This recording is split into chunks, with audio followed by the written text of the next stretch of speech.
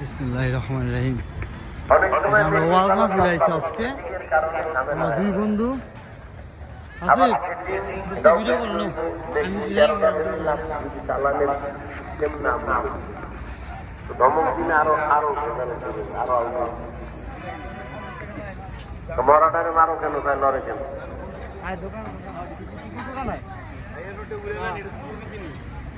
সাহাবায়ে কেরাম জিজ্ঞাসা করলেন, ইয়া রাসূলুল্লাহ, আপনাকে মানে না অস্বীকার করে তারা কারা? এই যে আমার দুই বন্ধু টুপি কিনা টুনা আসছে।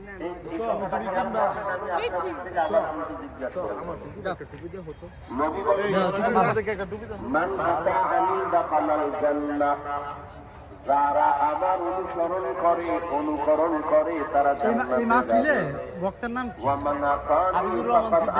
যারা আমার বিরোধিতা করে ভালো বক্তা, মাশাআল্লাহ। হ্যাঁ বন্ধুরা, দিনের কাজে সবাই ব্যস্ত।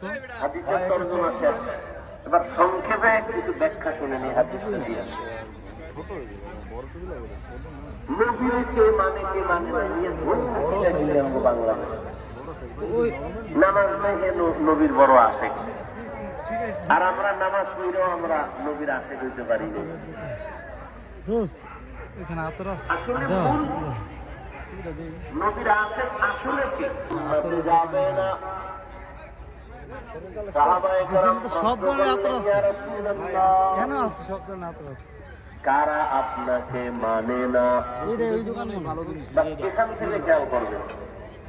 সাহাবায়ে কেরাম প্রশ্ন করলেন, ইয়া রাসূলুল্লাহ, বর্তমান সময়ে সুরমাটা খুব কম ইউজ করে মানুষ।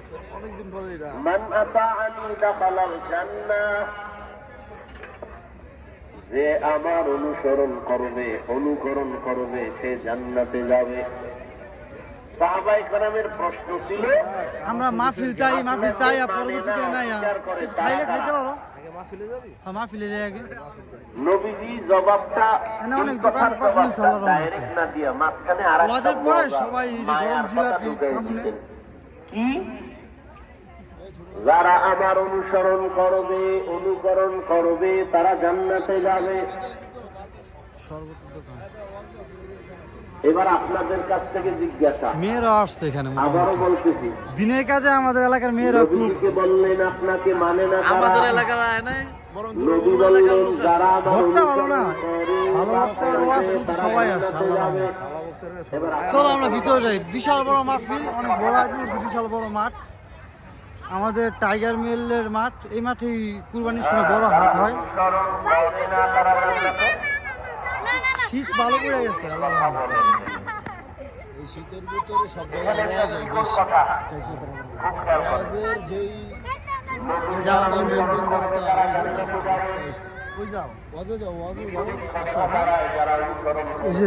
লোক এখন আসতেছে।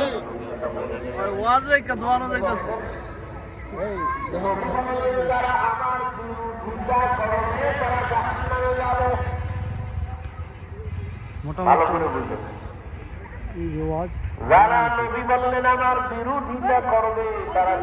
মানুষ আসতেছে, আল্লাহর রহমতে ভালো মানুষ আসতেছে। যারা নবীর আদর্শ মেনে চলে না তারা দুই দল।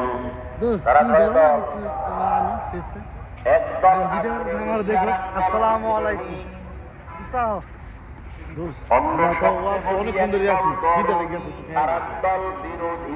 খাইবার সমস্যা কি? তুমি যদি খাইতে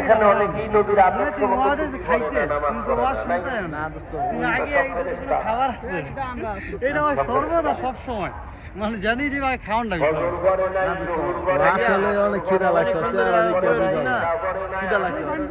ওই যে আসার সময় খাবার দিয়ে খেয়েছে না, এই জন্য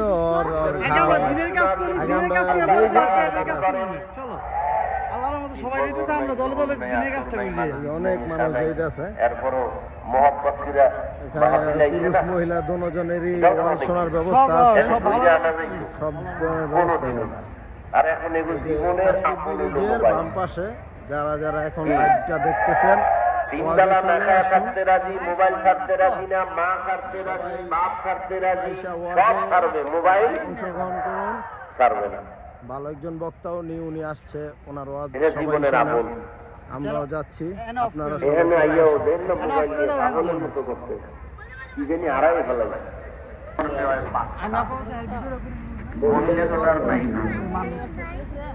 মানুষ জিদ করলে কি হয় জিদ করতে পারো না যে হুজুরেরা এত ধন খায় মোবাইলের জন্য না মোবাইল আর চালাম এটা জিদ কর বাচ্চা হতে পারে সাজেদা না মাজেদা বেশ কর দেখবি চোখের পাওয়ার শেষ হাতের পাওয়ার কানের পাওয়ার হার্ট দুর্বল ব্রেন দুর্বল কিডনি দুর্বল মরাটা বাকি রুহুটা আছে ভিতরে কিচ্ছু নেই সব খোসা সব কিচ্ছু শেষ অথচ কত বড় আশা করে বয়ে রয়েছে একটা আশাও পূরণ হইতো না কারণ এই পূরণ হইতে যে পাওয়ার লাগবে ধর আল্লাহ যদি হায়াত দেয় তো 60 বছর বাঁচবি কথার কথা তো 30 শেষ বাকি অর্ধেক আছে সেই অর্ধেক বাইসে লাভ নাই কেন অর্ধেক জীবন বাঁচতে আরো তোমার যেই মেডিসিন দরকার বডিতে এটা নাই বাঁচবা কেমনে পঙ্গু হইয়া হাত থাকবে পাওয়ার নেই চোখ থাকবে পাওয়ার বিছনায় পইরা থাকবে আর কি করবি কান্দি চোখের পানি মুছার কোন আপন কাউকে পাবি না কারণ তোর চরিত্র এত খারাপ তোর মাও তোরে ভালো জানে না মনে মনে বাবাও ভালো জানে না মুরব্বীরাও ভালো জানে না আমরা হুজুরেরাও ভালো জানি না বাকি দোয়া করি সব সময় দোয়া করি সমস্ত ওলামায়ে কেরাম দোয়া করে যুবকদের জন্য এই যে ছাত্র জনতার বৈষম্য বিরোধী আন্দোলন সফলতার চাপ উঠছে ওই সময় যখন আলেম ছাত্র ময়দানে নামছে লেখা রাখ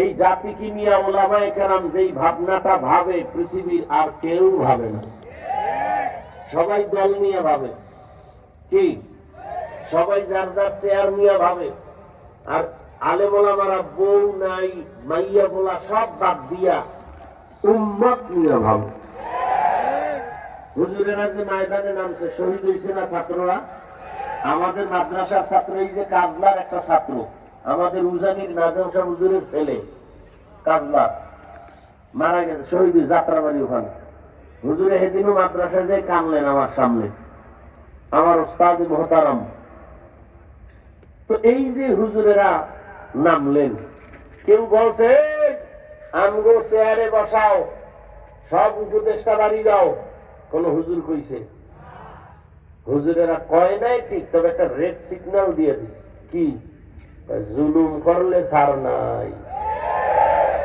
জুলুম করলে আর সিমরাই লালারা নাকে তেল লাগায় ঘুমাও না স্বাধীন স্বাধীন এই বেটা স্বাধীন হইলে চট্টগ্রামে আইনজীবীর গলা কাটা যায় কেন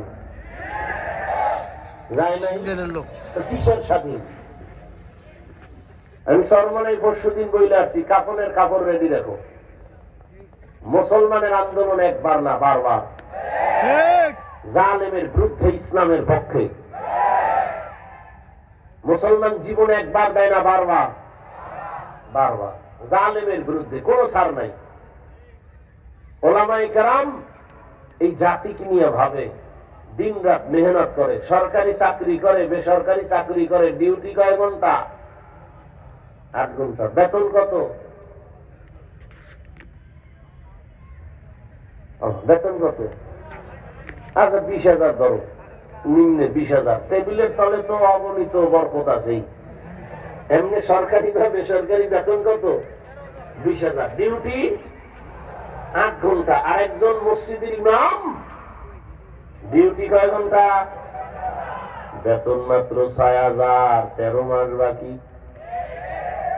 সভাপতি সাহেব কি কয় বেতন দেন কত কয় 100 মাসের দাম আসনি কয় 13 মাস পরে একবার সেক্রেটারি বেতন দেয় কত 50 ইমাম সাহেব 6-7-8 হাজার টাকা বেতন পায় রিমান্ডে থাকে রিমান্ডে এক ওয়াক্ত নামাজে না থাকলে রিক্সাওয়ালা কয় গেছিলেন কই ইমাম সাহেব কয় কে তুমি আমি রিক্সা ড্রাইভার কত পাওয়া 5 টাকা মাসে বেতন দেই আসেনি আল্লাহ হেদায়েত দান করেন এরপর ইমাম কাউকে বদদোয়া করে না খারাপ কথা বলে না তোমরা নেমো খারাপ সরকারের টাকা খাইয়া আবার সরকারের বিরুদ্ধে মানববন্ধন করো, স্কেল বাড়াও, নাইলে গদির মধ্যে লাল বাতি জ্বালায় দিব।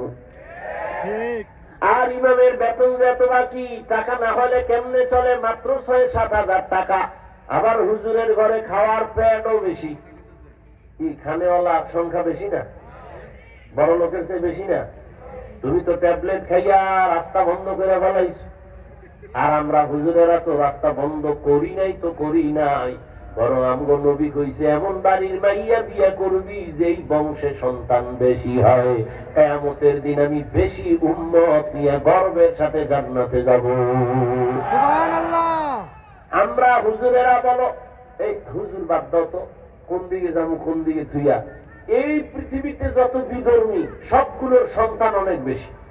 রবীন্দ্রনাথ ঠাকুরের সন্তান কয়জন হিসাব কর, ওই গুগলে পাবি, বাসায় যাই খুঁজিস। অনেক সন্তান। ওর বাপের কতটি আরো, বউ কয়টা, ৪-৫টা, তো সীমানা নাই। আমগুই সীমানা পাড়ায় যাইতে চায়, তো বিধর্মীকে আবার সীমানা কি?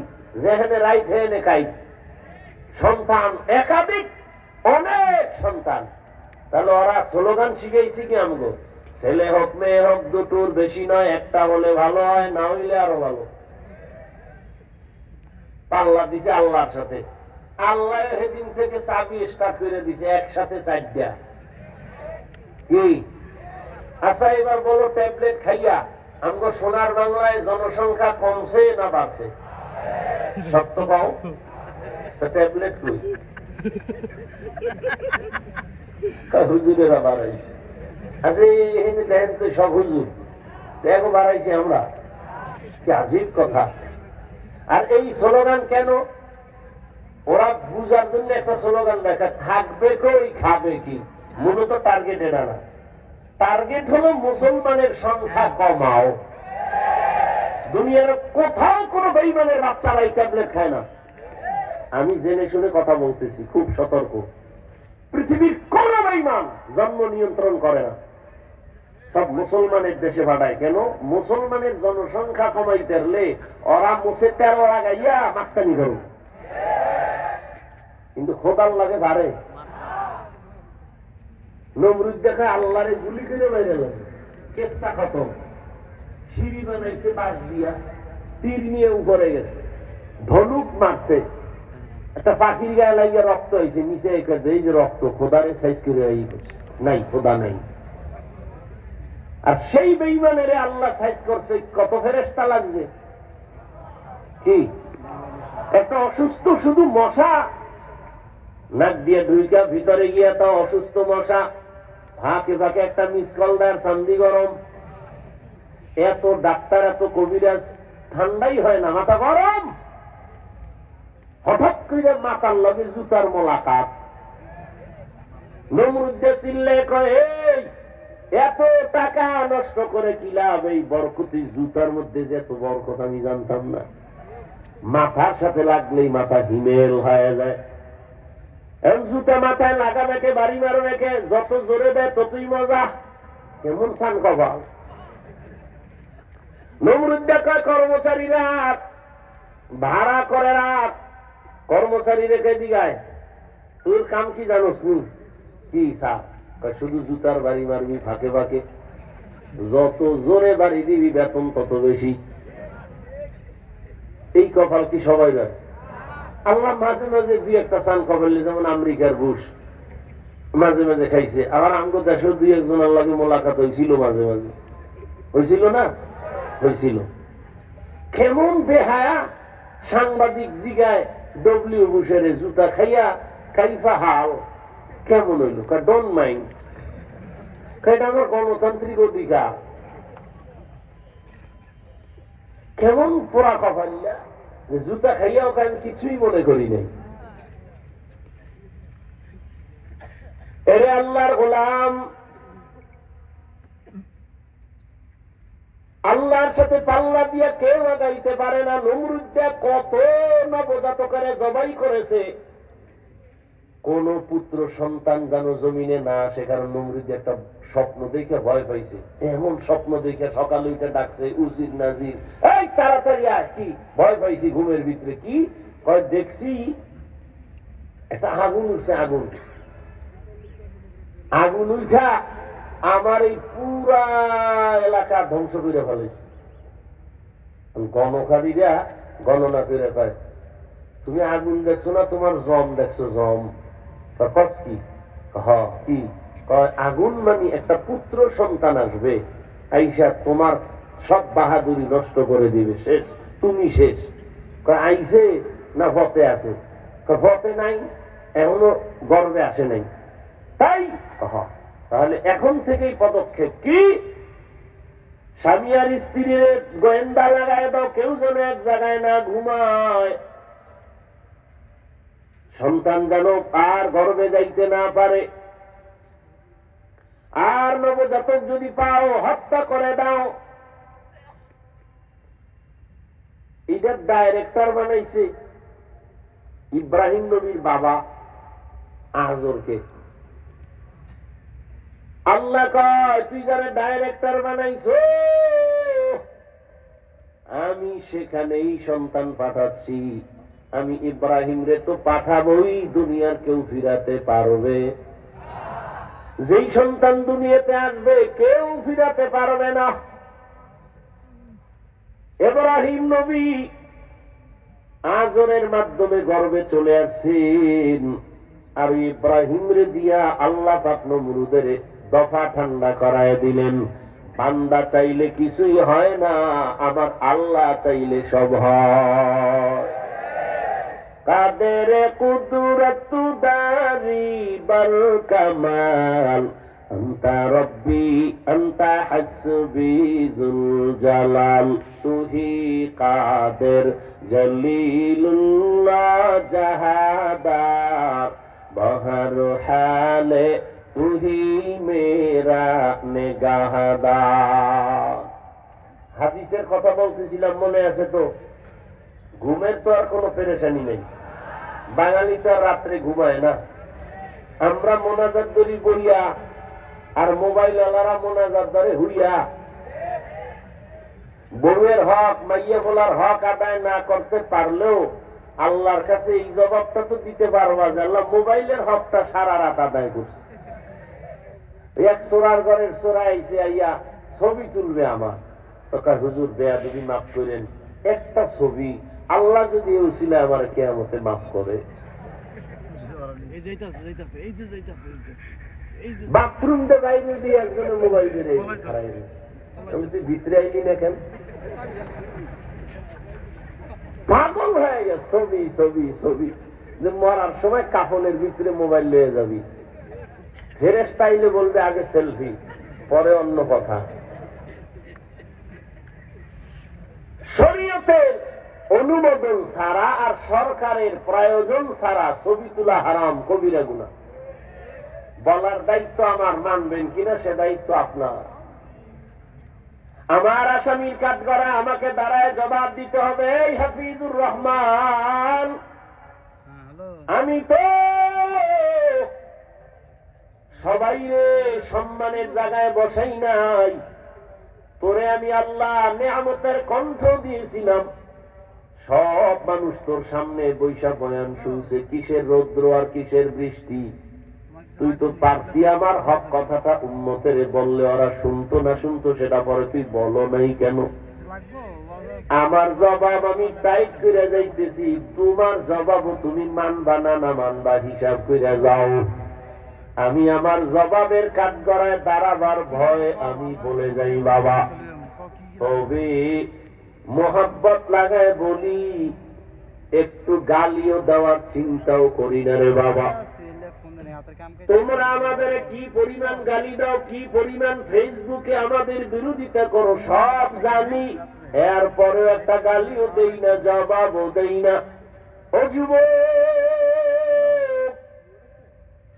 সারা বছর গাধার মতো সারা দেশে দৌড়ায়, এই দৌড়ানোটা ফজরের পরে বয়ান, জোহরের পরে বয়ান, আসরের পরে বয়ান, মাগরিবের পরে বয়ান, এশার পরে বয়ান। এত কষ্ট করি বাবা, মনে হয় এত নরম হইয়া বয়ান করি, তোমার টাকার কেনা গোলাম আমি, এত নরম ভাবে কথা বলি। আবার দুই একটা কথা একটু উঁচা হয়ে গেল নাকি, ফাঁকে ফাঁকে আবার বলি কষ্ট পাইছেননি মাফ কইরা দিয়েন, আবার মোনাজাতেও ক্ষমা চাই, ও আল্লাহ দয়া করে মাফ করেন। এত বিনয়ী হইয়া কেন বুঝাই?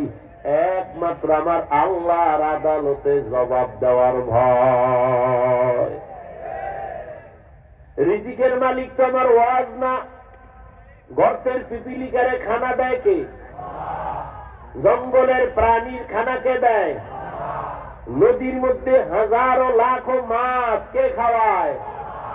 সকালবেলা একটা পাখি খোলা আকাশে উড়ে, সন্ধ্যাবেলা নিজের পেট বইরা বাচ্চার খানা নিয়ে বাসায় হাজির। বলো বাবা, ওই পাখির খানা কে দেয়? ওরে বলো, ওদের দাম বেশি না আমগো দাম বেশি?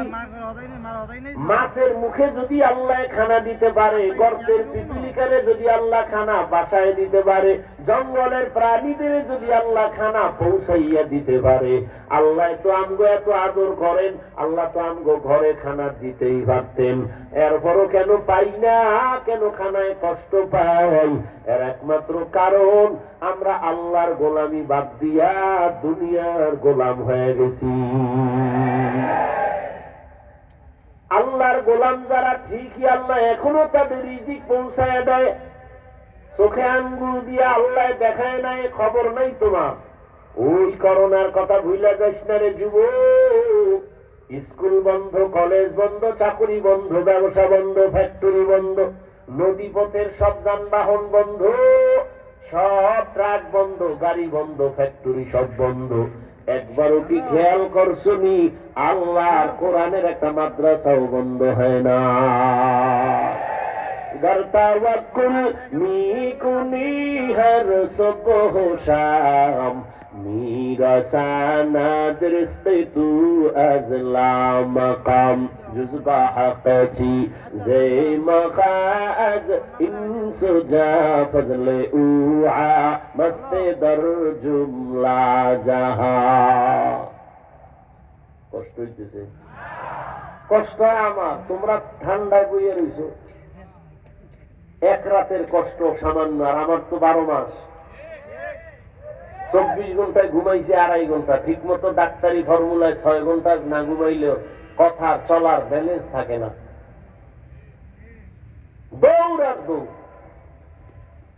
একটু বইয়ে হুনবা, এখানে তো বাধ্য না যে এখানটাকে সব মুসলমানের নতুন করে পাগড়ি মাথায় দিয়ে বাসায় যাইতে হবে। এত টেনশন কেন? একটু শুনবা, এ কপালটাও নাই। আল্লাহ সবাইকে কবুল করে। ওয়াজ শেষ, মোনাজাত শেষ হওয়ার পর সবাই চলে যাচ্ছে।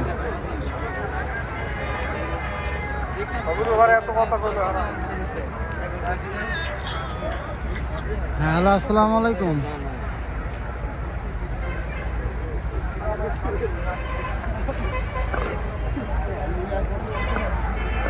এইমাত্র ওয়াজ শেষ হইল।